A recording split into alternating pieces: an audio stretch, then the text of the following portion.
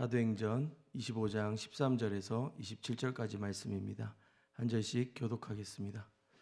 수일 후에 아그리빠 왕과 버니게가 베스도에게 문안하러 가이사랴에 와서 여러 날 있더니 베스도가 바울의 일로 왕에게 고하여 이르되 벨릭스가 한 사람을 구류하여 두었는데 내가 예루살렘에 있을 때에 유대인의 대제사장들과 장로들이 그를 고소하여 정죄하기를 청하기에 내가 대답하되 무릇 피고가 원고들 앞에서 고소사건에 대하여 변명할 기회가 있기 전에 내주는 것은 로마 사람의 법이 아니라 하였노라. 그러므로 그들이 나와 함께 여기 오매 내가 지체하지 아니하고 이튿날 재판 자리에 앉아 명하여 그 사람을 데려왔으나 원고들이 서서 내가 짐작하던 것 같은 악행의 혐의는 하나도 제시하지 아니하고 오직 자기들의 종교와 또는 예수라 하는 이가 죽은 것을 살아있다고 바울이 주장하는 그 일에 관한 문제로 고발하는 것뿐이라.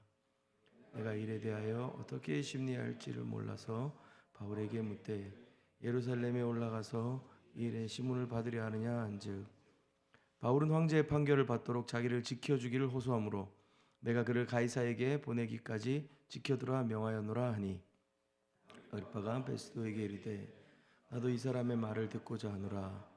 베스도가 이르되 내일 들으시이다 하더라.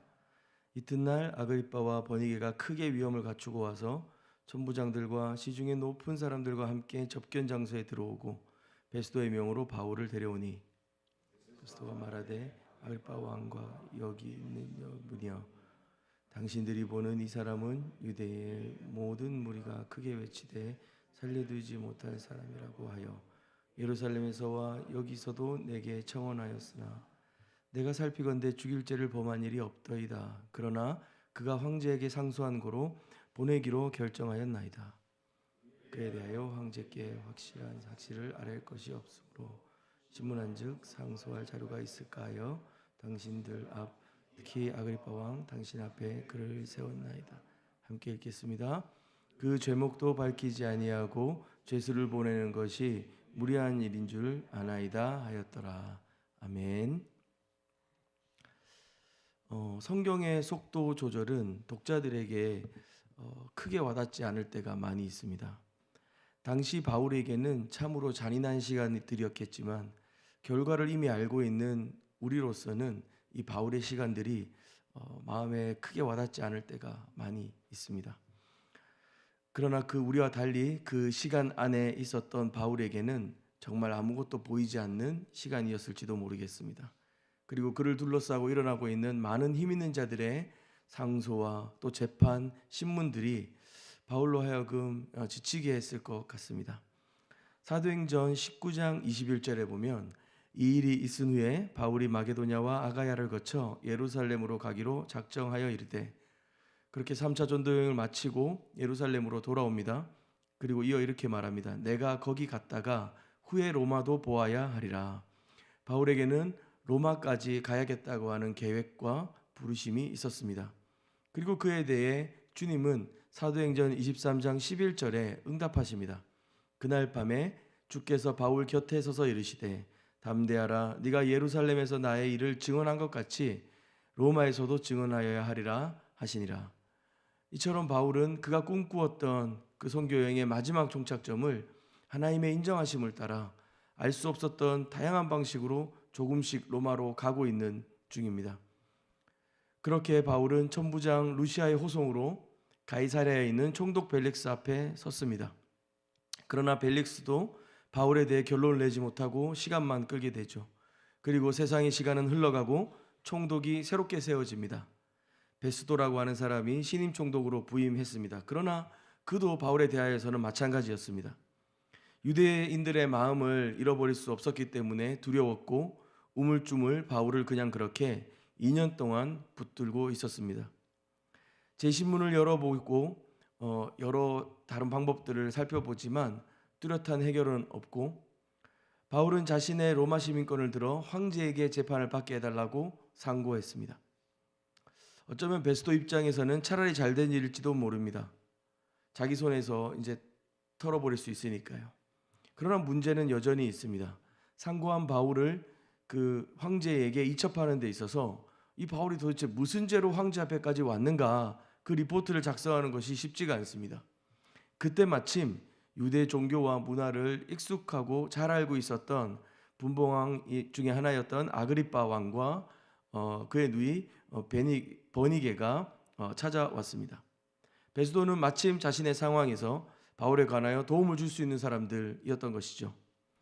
오늘 본문 13절에 보면 수일 후에 아그리빠 왕과 버니게가 베스도에게 문안하러 가이사랴에 와서 여러 날을 있더니 베스도가 바울의 일로 왕에게 고하여 이르되 벨릭스가 한 사람을 구류하여 두었는데 내가 예루살렘에 있을 때에 유대인의 대제사장들과 장로들이 그를 고소하여 정죄하기를 청하기에 팔레스타인 북동부 지역을 다스리고 있었던 젊은 왕 아그리빠 그리고 남매였던 이 버니게가 이제 벨릭스를 이어 새롭게 총독이 된 베스도를 예방하러 왔습니다.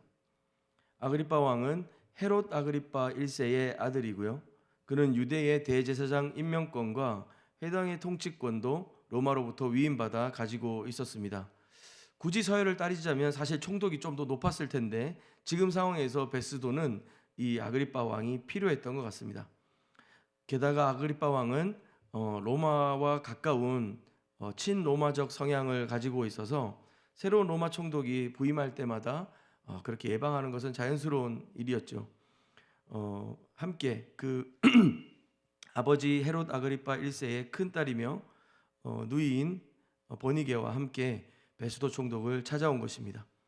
베스도는 바울의 일을 이들에게 설명합니다. 오늘 본문 16절에서 21절까지 말씀이 그런데요. 요약하면 이렇습니다. 유대인들이 바울을 고소하는 내용이 도대체 아무리 살펴봐도 로마 법으로는 처벌을 내릴 수가 없다. 그리고 그들이 제시하는 증거라는 것도 존재하지가 않는다. 그리고 그 유대인들이 고소하는 내용이라는 것이 사실 너네들 종교 문제다. 유대인들의 종교에 관한 문제이며 그리고 예수라는 자의 죽음과 부활에 관한 내용이더라. 사실 베스도는 유대인의 환심을 사기 위해 바울을 다시 예루살렘으로 보내 재판을 받게 할 생각도 있었지만 바울은 로마로 가서 황제에게 재판을 받게 해달라고 상소한 상황이죠. 로마로 보낼 수속과 절차를 준비하는 동안 그냥 그렇게 다시 그 헤롯궁의 감옥에 갇혀 있게 된 상황, 그 바울의 이야기를 이렇게 들려줍니다. 22절 말씀입니다. 아그리빠가 베스도에게 이르되 베스도가 바울에 대해 설명한 것들을 다 듣고 난 이후에 아그리빠가 대답합니다. 나도 이 사람의 말을 듣고자 하노라. 바울의 말을 직접 들어보겠다는 것이죠. 그랬더니 베스도가 내일 그러면 한번 접견을 열어보겠다라고 응답합니다. 베스도의 의도에 맞게 아그리빠 왕이 나서주는 것 같습니다. 다음 날 접견 일정이 잡히고요. 이제 드디어 이 골치 아픈 바울의 일을 털어버릴 수 있는 한 길이 생긴 것 같습니다. 23절입니다. 다음 날이 되었습니다. 이튿날 아그리빠와 버니게가 크게 위엄을 갖추고 와서 천부장들과 시중의 높은 사람들과 함께 접견 장소에 들어오고 베스도의 명으로 바울을 데려오니 아그리빠 왕과 버니게가 크게 위엄을 갖추고 들어왔다고 합니다. 사도행전 12장에 베드로를 죽이려 했던 헤롯 왕을 떠올리게 합니다. 시돈에 가서 온갖 폼을 다 잡고 군중들로 하여금 저 왕의 연설은 사람의 소리가 아니라 신의 소리 같다라는 말을 듣습니다. 온갖 폼을 다 잡고 위엄을 떨며 사람들 앞에 크게 말하였고 자신의 영광을 떨쳤던 헤롯 왕이 떠오릅니다. 여기 아그리빠와 버니게의 위엄, 사실은 겉으로 보이는 과시, 세상의 기준으로 꾸미고 높은 자리에 으스대며 앉아있지만 그 실체는 없는 위엄, 헬라어 원어를 살펴보면 이런 의미로서의 위엄을 가지고 있습니다. 그랬던 헤롯 왕처럼 오히려 겉으로는 엄청난 것들을 보여주는 것 같고 자신이 굉장한 힘을 가진 것 같고 위엄과 권력을 지닌 것 같지만 눈에 보이지 않는 벌레로 인해 아무도 그 사연을 모른 채 헤롯은 죽게 됩니다. 오늘 이 본문에 아그리빠와 버니게가 크게 위엄을 갖추고 천부장과 그 지역의 높은 사람들이 함께 모였다라고 하는 이 장면이 마치 그 헤롯을 떠올리게 합니다. 그리고 이 접견 장소라고 번역된 헬라어는 오늘날 우리의 말로 한다면 강당 대강당 이런 식으로 표현할 수 있습니다. 접견 장소는 어떤 재판장이 아닙니다. 합법적으로 적법한 어떤 재판과 심판을 위해 마련된 공간이 아니라 오픈되어 있고 이렇게 청문회장 같은 그런 공간인 것이죠. 이 강당이라는 말로 바꿔 쓸 수 있는 이 접견 장소, 여기에는 바울과 바울을 고소한 유대인뿐만 아니라 신임 총독 베스도, 아그리빠 왕, 그리고 가이사 최고의 권력자들이 함께 모여 있습니다. 그 가운데 바울이 서 있습니다. 24절에서 27절 말씀에 베스도가 이 사건의 개요를 설명을 합니다. 예루살렘과 여기에 있는 모든 유대인 무리들이 바울의 죽음을 요구했지만 본인이 판단할 때는 바울을 죽일 만한 적절한 혐의를 찾을 수가 없었다고 말이죠. 이런 상황은 로마 제국 전역에 있는 그리스도인들을 추적하고 투옥시키고 기소하는 무리들에게는 매우 의미 있는 말이었을 것입니다. 하지만 바울은 이미 황제에게 상소한 상태였기 때문에 로마로 가게 되어 있습니다. 죄가 없다고 스스로 밝혔음에도 지금 바울은 계속 죄수 취급을 당하고 있습니다. 그리고 베스도 총독은 로마 법으로 이 사람을 처벌할 방법을 찾지 못하였지만 계속 가두고 죄수 취급을 하고 있습니다. 진실도 밝혀내지 못한 채. 사실은 이들이 이렇게 모인 모습 자체가 자신들이 어떤 모순에 빠져 있는지, 얼마나 자신들이 무력한지를 보여주는 것입니다. 유대인의 마음을 얻기 위한 명분 외에는 베스도는 이를 붙잡고 있을 이유가 전혀 없었습니다. 바울을 죄인으로 규정하였고, 그리고 그 로마 황제에게 상소하기 위해서는 이에게 어떤 혐의나 죄가 있는지를 적어야 했었습니다. 그러나 적을 것이 없습니다. 재판장에 그를 데려갈 수도 없었고, 사람들이 모인 공청장, 접견 장소 한가운데 세워뒀고, 사실은 베스도는 계속 자신이 이 사건에 대해 말하면 말할수록 본인의 힘과 권력과 로마의 법들이 얼마나 무력한지를 드러내고 있는 것이죠. 그리고 그들에게 기생하여서 자신의 혈족이고 자신의 형제인 바울을 죽이려 하는 유대인들도 마찬가지입니다. 그들 곁에서 하나님의 이름으로 시행하고 있지만 그들에게는 하나님이 없습니다. 권력자들, 자신의 힘을 과시하며 거기 서 있는 아그리빠와 버니게도 마찬가지입니다. 그리고 베스도가 한 말들을 잘 살펴보시면 베스도는 복음을 받아들이진 않았지만 복음의 내용을 잘 알고 있습니다. 그가 전하는 말은 저 이스라엘 예루살렘 어느 땅에 있었던 예수라는 자가 죽었고 부활했다고 하는 것이다. 바울이 전한 것은 예수 그리스도의 죽으심과 부활이었고 그가 우리의 주가 되신다고 하는 것이죠. 많은 사람들이 스스로 주라 여기고 그 권력과 힘을 가진 자라고 생각하고 바울을 죄수 취급하며 그를 둘러싸고 있지만 바울이 전하는 예수 그리스도 그분만이 진정한 위엄과 진정한 재판장이시며 진정한 하나님이시라는 사실을 우리는 이 본문을 들여다보면서 볼 수 있습니다. 큰 위엄을 갖춘 세상의 권력들이 바울을 둘러싸고 있습니다. 그 각 축장 한가운데 바울이 홀로 서 있습니다. 이 모든 것이 하나의 총국과 같습니다. 잔뜩 차려입은 사람들이 바울을 강당 한가운데 두고 이런 말 저런 말을 쏟아냅니다. 그러나 바울도 그 주변을 둘러싼 사람들도 모두 압니다. 2년 내내 갇혀서 죄수의 신분으로 나온 바울과는 너무나도 대비되는 복장들이었을 것이고 바울이 지금 말하고 전하는 그 확신에 비하여 그 둘러싼 모든 힘 있는 자들의 말들은 그냥 무기력한 공허한 말들이었을 것입니다. 누가 진짜 죄수 같으신가요? 누가 진짜 자유인의 신분인 것 같으신가요? 그리스도의 종으로 주인의 영광에 합당한 삶을 살아가고 있었던 바울과 자신의 헛된 겉모습과 인기와 영광의 종노릇하며 정의도 도덕도 저버린 채 으스대고 있는 저들과 비교해서 누가 진짜 죄수의 모습일까요? 바울의 존재는 그 존재 자체로 그를 둘러싼 모든 사람들에게 결단을 요구하고 있습니다. 그들이 바울이 말하는 것이 무엇인지 인지하고 이해하는 정도가 아니라 그가 말하는 예수가 바로 주인이시고 스스로 주인인 채하고 스스로 힘 있는 채하고 높아진 채하는 자들에게 그들을 낮추어 결국 그들에게 참 자유와 행복과 평안과 위로를 주시는 분이 주님이란 사실들을 이 죄수 한 사람 바울을 통해서 성경은 드러내고 있습니다. 그리고 둘러싼 모든 자들에게 결단을 요구하고 있는 것이죠. 이 바울의 모습은 오늘을 살아가는 저와 여러분의 모습과도 같습니다. 우리를 둘러싼 세상 한가운데에서 우리가 특별히 취약한 영역들도 있곤 하지만 세상이 우리에 대하여서 얼마나 힘 있는 채 하고, 너가 이것이 없어서 불행하고, 너가 이것이 없어서 네가 그 모양이고, 네가 이것을 이루지 못했기 때문에 너는 그렇게 결핍과 어려움 속에 있는 것이라고 세상은 끝없이 말합니다.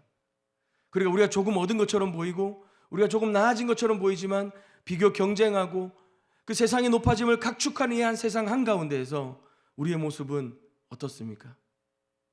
그들에게 종로로 타고 있습니까? 그리스도께 종로로 타고 있습니까? 고린도후서 4장 8절 말씀입니다. 우리가 사방으로 우겨쌈을 당하여도 쌓이지 아니하며 답답한 일을 당하여도 낙심하지 아니하며 박해를 받아도 버림받지 아니하며 거꾸로 뜨림을 당하여도 망하지 아니하고 우리가 항상 예수의 죽음을 몸에 짊어짐은 예수의 생명이 또한 우리 몸에 나타나게 하려 함이라. 아멘. 우리 함께 기도하겠습니다.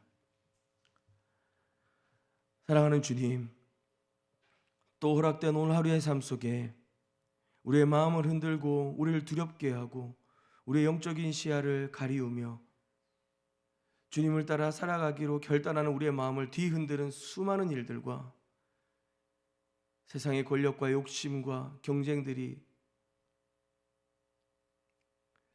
오늘 이 바울과 같이 그 세상 한가운데에서 그들이 얼마나 허망하고 헛된 것이며 우리의 주 그리스도 예수께서 유일하시고 그분이 살아계신 하나님이심을 드러내는 삶 되게 하여 주시옵소서. 우리로 그리스도를 진실하게 따라가며 그리스도의 종노릇하며 사방으로 우겨쌈을 당하지만 예수의 생명이 우리의 몸에 나타나는 역사가 우리 안에 있게 하여 주시옵소서. 감사드리며 예수님의 이름으로 기도합니다. 아멘.